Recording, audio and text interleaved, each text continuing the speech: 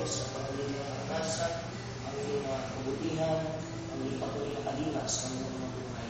Ito at ito pinagdanasan ka. Ito po ang aming dalangin sa pangalan ni Jesus ang natin nagsabihan.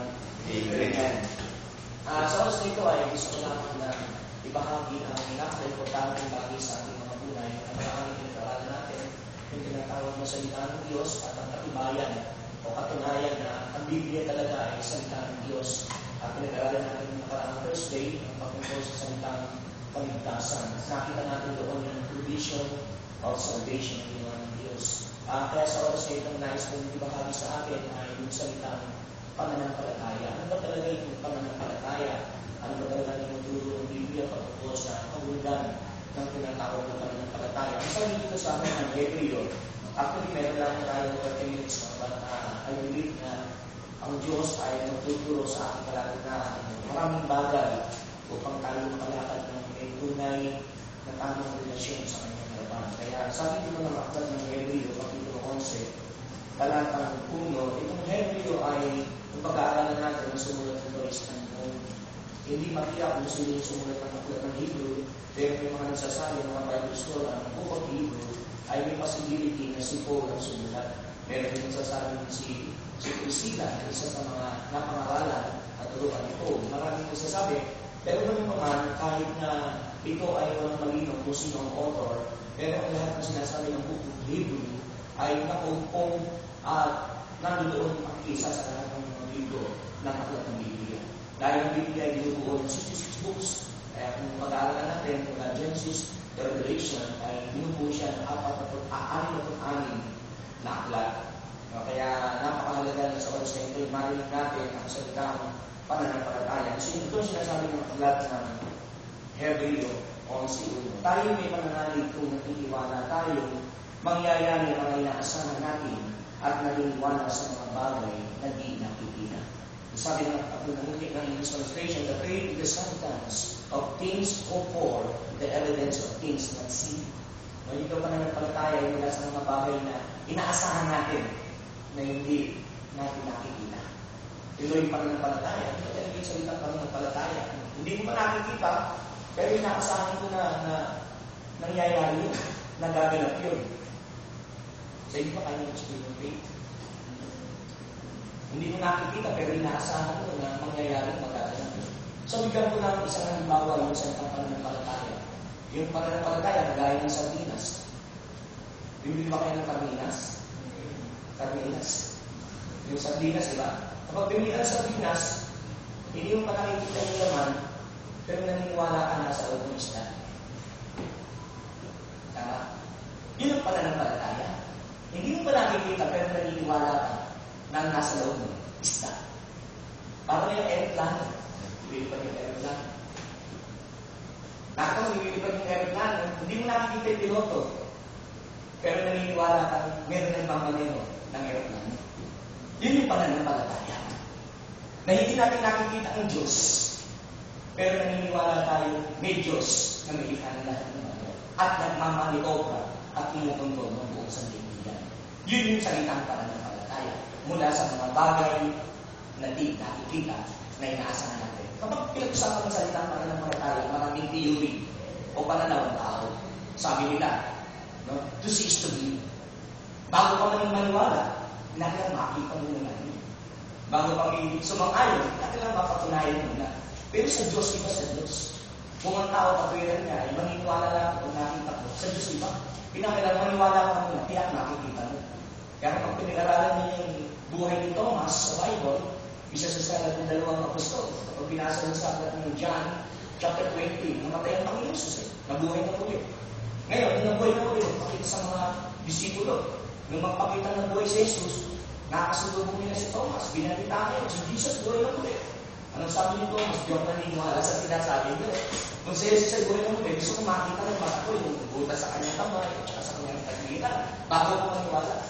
Kaya nagkataon ay lumabas ang Panginoon Jesus. Ang sabi niya, sa iyo dito. Kunin mo yung kamay mo at dali mo dito at ilagay mo sa aking tagliran sa aking mga palad na nabulas dahil sa pako. Ano sabi niya? Diyos ko, Panginoon ko. Doon siya naniniwala ka ng mga dahil nakita mo. Sabi ni Jesus, tandaan nito, mas mapalad Yung mga taong kahit hindi ako nakikita ay naniniwala sa akin. Mas mapalad. Yung mga taong kahit hindi siya nakikita ay nagtitiwala sa ating Panginoon. At sa Bible ay makikita natin na maraming kinakatagpo, maraming tinutulungan, maraming nakakaranas ng kamay at kabutihan ng Diyos dahil sa kanilang pagtitiwala para mapalagaya sa Kanya.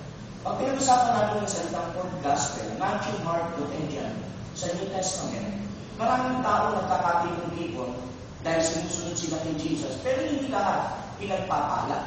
Bakit? Dahil yung iba sa kanila, nandoon lang pero walang pananampalataya. Subalit yung mga taong naroon sa kanilang paglagi sa Diyos na may pananampalataya, nakasusumpong ng kami ng Panginoon. Dahil tinitingnan ng Diyos ay pananampalataya. So, bakit kailangan natin ng pananampalataya? Why we need faith? Number one, we need faith to please God. Kailangan natin pananampalataya para malugod ang Diyos at kaligtan tayo ng Panginoon. Dahil kung wala kang pananampalataya, hindi po pwedeng malugod ang Diyos sa'yo. Hindi po pwedeng matuwa sa atin ang Panginoon. Hindi po pwedeng ang Diyos ay makaranas tayo ng kanyang kamay kung wala tayong pagtitiwala sa Kanya. Kung wala kang pananampalataya. Basta nasa Bible po yan. Sa akin ng Hebreo 11:6, anong sabi ng Bible? Babasahin ko na lang sa inyo para mas mabilis. At hindi tinalulugdan ng Diyos, Hebrew 11:6, at hindi tinalulugdan ng Diyos ang hindi nananalig sa Kanya, sapagkat ang sinong lumalapit sa Diyos ay dapat mananiwala may Diyos at siya ang nagbibigay ng gantimpala sa mga umahanap. Parang si Captain America. Si Captain America may shield Kaya kapag binabalik siya, kapag siya tinitira ng mga sandata ng kalaban niya, alam natin, sinasanggal niya. Bakit naman siya shield Sa Kristiyano, kapag meron kang faith, nagiging pananggalan yun sa lahat ng palasunakay. Kahit tirahan ka ng sakit lang naman, tirahan ka ng mga problema, pagsubok. Hindi sila magtatagubay dahil ang tiwala mo sa Panginoon. Mananatili ka nakatayo, matatag, at hindi ka maaaring matinag. Kaya maraming papakamatay, bakit walang tiwala sa Diyos? Kaya maraming sinisila ang buhay. Bilhin mo, na-busted lang. Ano ginawa? Siniranan mo nga. Bakit? Kasi nga, wala yung tiwala niya. Wala yung tiwala niya, una dapat sa Diyos. Nakita niyo, na-busted lang. Ano gagawin? Dito ng araw, pupunta sa barkada, sisirain ang patron, sisirain ang buhay. Di ba? Kung ang tiwala natin muna sa Diyos, hindi ito mangyayaring mapapalimit tayo ng daan dahil may direksyon ang pagmumuhay ng tao may pagtitiwala sa Diyos. Dahil kahit ano dumating sa Kanya, mapapagdating tayo dahil ang Kanyang pinagtitiwalaan, pinanananganan, Diyos na makapamumuhay. Kaya, ayon sa pag-aaral, ako kasi ang ng pamilyang Anyes sa San Miguel naman. Karamihan sa side ng aking father, mga magkukulan. Mga magkukulan. Pero hindi ako magkukulan. Karamihan sa side ng aking father, magkukulan halos majority. No? At kapag dumaan ka sa lugar namin na isang lugar ng aking father, kapag dumaan ka doon, lahat ng tao doon maglalabas sa nakatitig na sa'yo. Ganun sila katindi. Dahil aking halera ng magkukulan. Pero maniniwala ko sa akin na kahit anong gawin kulang sa iyo, hindi ka tatandaan kung hindi ka ng Diyos. Kung totoo man ang palataya ni Kristo, yung kulang, yung barang, kahit anong gawin sa iyo ng kaaway, tandaan hindi magtatanda ka. Dahil yung Diyos ang mag-iingat at magpuprotekta sa iyo. Kaya sabi ng Bible, don't touch my anointed. Huwag ninyong sasalihin ang aking mga anak. Di ba naalala nung bumalik yung mga disciple? Kapag binasa niyo yung Luke chapter 10, verse 20, no? Bumalik yung mga alagad, yung sinugo ng Diyos. Siyempre, mga alagad, pag sinabi disciple, mananampalataya ni Kristo, di ba? Pag sinabi disipulo, tagasunod ni Kristo yan, mananampalataya ni Kristo. Hindi pinaayos sila para mangaral at magpalayas ng demonyo. Ginawa nila, dahil yung pananampalataya, pinapalayas nila ng mga demonyo. Anong ginawa ngayon? Balikan yung mga apostol, yung mga lingkod ni Kristo, sa Luke chapter 10, verse 20. Kami tuwa sila dahil pati yung diabo suko sa kanila. Hindi magtagumpay yung kaaway dahil sa pangalan ni Jesus. Ano sabi ni Jesus? I have given you the authority to trample the snake and the scorpion. Nothing will harm you. Binigyan ko kayo ng kapangyarihan tumapak sa mga ahas at mga alagdan at walang makapiling sana sa inyo. Kaya yung katangian at kalalagayan ng isang tao may pananampalataya sa Diyos. Kahit yung serpent, kahit yung alagdan, symbolizing patungkol sa demonyo, sa diablo. Kaya hindi mo pwede salingin, hindi sila pwede magtagumpay. Kaya sabi ng aklat ng Roma chapter 8, verse 31 and 32, If God before us, who can be against us? Kung ang Diyos ay panig sa atin, kung ang Diyos ay kasama natin, wala po pwede magtagumpay. Kahit ang nag-start, nabalis na ba kayo? Yung balis, bulan din. Yung totoong mahal ng palataya ng Kristo, hindi pinatawag ng balis, hindi pinatawag ng kulang, naparang ako nahinuno, namatanda. Tayo hindi tayo tinatawag naman kung ititunay na mahal ng palataya ng Kristo. Dahil sa amin ng Bible, mas malakas yung Espiritu tinanggap natin kaysa sa Espiritu na nasa sanlibutan. Dahil lahat tayo ay God's property. At tayo ang pag-aari ng ating Panginoon Jesus. Pangatlo, why we need faith? We need faith for answered prayer. Kailangan natin pananampalataya. Bakit? Upang ang ating dalangin ay tugunin ng Diyos. Dahil kung wala kang pananampalataya, hindi mo pwedeng tugunin at hindi marinig ng Diyos ang ating mga dalangin. Ang ating supporting verse yan, Mark chapter 11. Marcos, kapitulo 11, talatang 22 hanggang 24. Babasahin ko sa may isang gabi para mas matutunan natin na sa pamamagitan ng pananampalataya, kaya kailangan natin ito upang ating dalangin ay magkaroon ng katugunan. Sabi dito, sumagot si Jesus, manalig kayo sa Diyos. Tandaan niyo ito, kung sabihin niyo naman sa bundok na ito, na hindi siya nag-aalinlangan, umalis ka riyan, na hindi umaalinlangan, ang sabi niya, kundi nananalig na mangyayari ang sinasabi niya, ito'y gagawin ng Diyos para sa Kanya.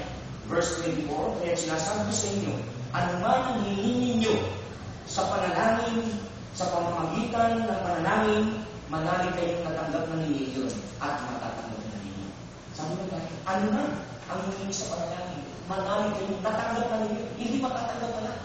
Manalig kayong natanggap mo na. Eh, yun ay pananampalataya. Mula sa mga bagay na hindi nakikita, pero inaasahan mo nangyari na. Kaya kapag nag-pray ka ngayon, Lord, bigyan niyo po ako ng maganda sa sasakyan. Wala akong sasakyan, pero sasabihin, Lord, salamat po sa sasakyan. Pero hindi mo pa nakikita. That is faith. Yun yung totoong pananampalataya. Sasabihin ba, Lord, pagalingan niyo po ako, masakit po yung luto ko. Salamat po sa kalingan. Biglang kumigot, ay, hindi pa ako magaling.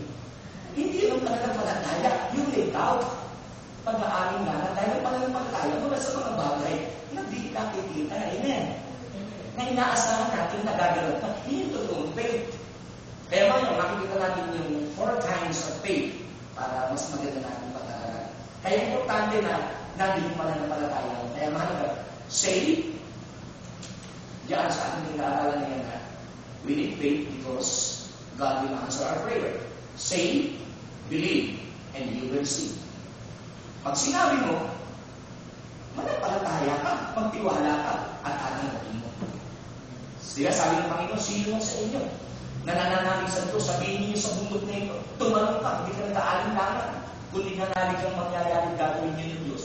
Tatanggapin ninyo ang anumang dinadalangin ninyo. Kaya, say, believe, and you will receive. The reason why we need faith. And then another one, why we need faith. We need faith for the forgiveness of our sin. Kailangan natin yung pananampalataya para sa kapatawaran ng ating mga kasalanan. Roma 5:1. Pinawalang sala ng Diyos ang mga taong nananampalataya sa ating Panginoon Jesucristo. Yan ang ating supporting verse niya. Kaya, ikaw ako, pinatawag ng Diyos. Nililis niya sa lahat ng ating mga kasalanan. At yung supporting verse niya ay Roma 4:20-25. Ang bawat sumasampalataya na natin kay Kristo Jesus ay pinawalang sala sa lahat ng kanyang amihan at kasalanan. Panguli, bakit kailangan natin pananampalataya? We need faith to receive salvation. Pinag-aralan natin na karamihan, di ba? We need faith to receive salvation.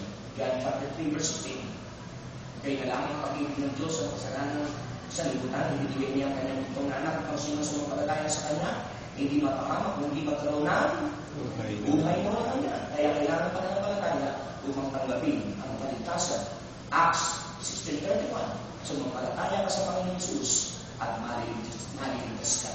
Ang sabi ng Gawa 16:31. Manampalataya ka kay Jesus at maliligtas ka. Ang sabi ng Roma 10:9. If you confess with your mouth that Jesus is Lord and believe in your heart that He raised from the dead, you will be saved. Kung papayag ng ilabi na si Jesus, ang Panginoon mo at mananalig ka ng buong puso na siya pinili mo yung Diyos mula sa mga patay, ikaw ay maligtas. Amen. Kaya kapag pinahayag ng langit mo, nagpalataya ka, na si Jesus ay nabuhay ng ulis mula sa mga patay, tatanggapin mo yung kaligtasan. Ang Biblia ang tuturo at ang sasabi ng salitang pananampalataya. So, sa oras na ito ay, paano tayo nagkakaroon ng pananampalataya? Simple lang, sinagot din ng Bible. Roma 10:17. Ano sabi ng Roma 10:17? Faith cometh by hearing, and hearing by the word of God. Ang pananampalataya ay dumarating sa pamamagitan ng pakikinig at pakikinig ng salita ng Diyos. Ibig sabihin, magkakaroon ka ng pagtitiwala sa Kanya, pagkakakilala sa Kanya, aasa ka at magtitiwala sa Kanya habang narinig mo yung salita ng Diyos. Pero hindi mo narinig, hindi ka po pwede magtiwala sa Diyos. Ito ay nakalulungkot eh. Maraming tao nagsasabi, I believe in God, nagtitiwala sa Diyos, kilala ko I know Him. Pero ito no, nagbabasa ka ng Biblia. Eh hindi po, paano mo nakilala yung Diyos? Wala na nakakakita sa Diyos. Di ba? Wala na nakakakita sa Diyos. Paano mo nakilala yung Diyos? Paano mo nagkaroon ng tiwala sa Kanya? Hindi mo nakikita. Kaya nga sabi ko kanina, marami nakilala si Jesus bilang isa-isaya na hindi karanasan. Kaya, sabi ng Biblia, sa pamamagitan ng pakikinig ng salita ng Diyos, makikilala siya, malalaman mo kanyang mga plan, mga pamarangan, mga gawa, mga kausan, at yun ang maging dahilan para ikaw magtiwala sa Kanya. Kaya, napaka-importante ng pakikinig ng salita ng Diyos. At, ganito tinatawag ng 4 kinds of faith. Kaya, titingnan natin ngayon, kung yung nasa atin, totoo bang pananampalataya o hindi? Tignan natin doon sa 4 kinds of faith. Number 1, intellectual faith. Sinabi intellectual, sa isip lang yun. Diba? Hindi sa puso. Kasi yung faith sa puso yun eh. Yung intellectual, sa isip mo lang, ganun lang, may Diyos, wala lang. Diba? Yun yung sinasabi sa akin ng James chapter 2 verse 19. Sa Santiago 2:19, may pananampalataya ka ba? Sabi ni Paul, ni Santiago, may pananampalataya ka ba? Eh, kahit ang Jack na may pananampalataya rin eh. At nangangatal pa, nanginginig pa. Sabi ni James, kahit sabi ni Jack may pananampalataya. Pero sinabi ni James yun, hindi para sabihin si Satanas ay may totoong pananampalataya. Sinabi niya may pananampalataya dahil alam niya may Diyos, pero yung pananampalataya niya, hindi totoo tayo sa isip lang. Okay?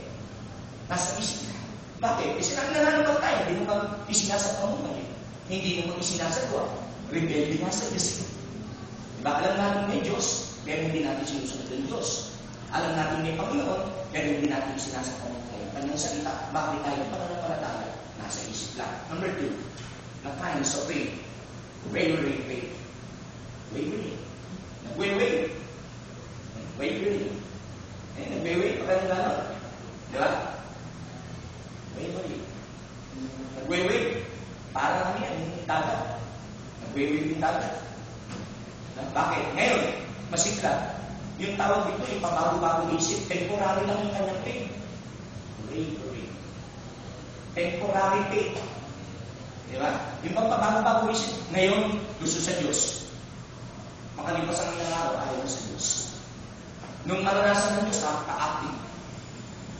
Nung makalipas ang ilang araw, kakaroon sana sa init, sana sa lamig. Ngayon, masipag, ginabukasan, tama. Diba? Aktibong-aktibo sa gawain, makalipas ang ilang pangalan, alaga sa church. Bakit ka? Dahil yung faith niya, pamago-bago. Yung pagkakakilala niya, mabuhay. Diba? Kaya pasilin niyo, marami sa gawain, ano na marami. Gusto niyo pakuntiya. Bakit? Kasi faith, pamago-bago isip, temporary. Number 3, dati na tayo matapos. Death faith. Patay na pananampalataya. Bakit sinabing patay na pananampalataya? Ang sabi ng James chapter 2:17 and James chapter 2 verse 26. Patay ang pananampalataya ng nagawa. Kaya sabihin natin may pananampalataya kung hindi sinasagawa yung salita ng Diyos, hindi sinasagawa, hindi nakikita sa atin yung pagsunod sa Kanya talaga, sa Kanyang salita, ay patay yung pananampalataya nito. At anong pananampalataya walang laging magawa, patay. Kaya ang buhay Kristiyano, hindi lang sa salita, mahalaga sa gawa. Kaya sabi ng James chapter 1, we are not the hearers of the Word of God. We are the doers of His Word. Hindi lang tayo tagapakinig, tayo tagasagawa ng Kanyang salita. At ito, yung mga tao pagpapalain ng Panginoon. Yung bawat napapakinggan nila ay isinasapamuhay, isinasagawa sa kanilang paglakad sa ibang kultura. Kaya, mahalaga sa atin, hindi lang natin din mahalaga, isinasagawa natin. Kahit sa ngayon, marami nang may ng Biblia. Kahit pumunta ka sa kanto, manood ka ng TV, makinig ka kanto, lahat puro Biblia ang dali. Pero mapapatunayan lang kung sino totoo. Hindi sa dali ng salita, hindi sa ganda ng forma, mapapatunayan mo kung sino totoo kung isinasagawa mo yung salita ng Diyos. Kung may pagbabago pa na nagaganap sa kanyang buhay. Kahit ano ang Biblia, over to over. Kung hindi naman ito nakikita kung hindi sinasagot o sinasapamuhay, huwag ang pagbuhan na. Kaya mahalaga, sa lahat, yung importante. Pinakamahalaga sa lahat, importante. Yung pagsasagawa. Panghuli, the four kinds of faith, tinatawag na true faith. Hindi ito yung banda. Yung totoong pananampalataya. Hindi ito yung banda. So, may totoong pananampalataya at yun yung ating teksto. Hebrew 11, 1-6, yun yung ating teksto. Bumalik lang tayo sa ating teksto. Kaya talaga kasi pagawa ng outline. Na, anong sabi na? Tayo yung pananampalataya, kung natitiwala tayo, pinaasahan natin mo yung mangyayari, yung mga bagay na hindi natin nakikita. At hindi kinalulutan ng Diyos ang mga taong hindi nananalig sa kanya. Sapagkat sino mga nananampalataya sa Diyos ay dapat na maniwala ng Diyos at siya ang nagkakaroon ng katipanan sa sino mang kumahanap sa Kanya. Amen. Kaya napakahalaga yung salitang pananampalataya. Gusto mong makita ang kabutihan at kapangyarihan ng Diyos. Gusto mong maranasan ang Kanyang pagpapalat, mahalagang magbuhay tayo ng tunay na pagtitiwala at patunayan natin sa pamamagitan ng ating gawa. Na ikaw talagang natakot sa Diyos, may pagkakilala ka sa Kanya, kilala mo siya, mahalagang sundin mo ang Kanyang salita. Ang totoong pananampalataya, dapat nasa Diyos, nasa Kanyang salita. Dahil ang Diyos at ang salita, hindi mo pag-iwalayin. Hindi po pwedeng mag-iwalay ang Biblia at ang Diyos dahil ang salita ay Diyos. Kaya natin lagi. O Diyos, maraming pong salamat sa pagkakataon na kami ay nakapakinig, nakapag-aral ng buhay at makapangaling ng salita. Nagtitiwala kami, O Diyos, hinayagan ng humanity ng iyong mga anak ang mga katotohanan nito dahil nais mo na kami pagpalain, nais mo kami, O Diyos, bigyan ng magandang kalalagayan sa ibabaw ng mundo.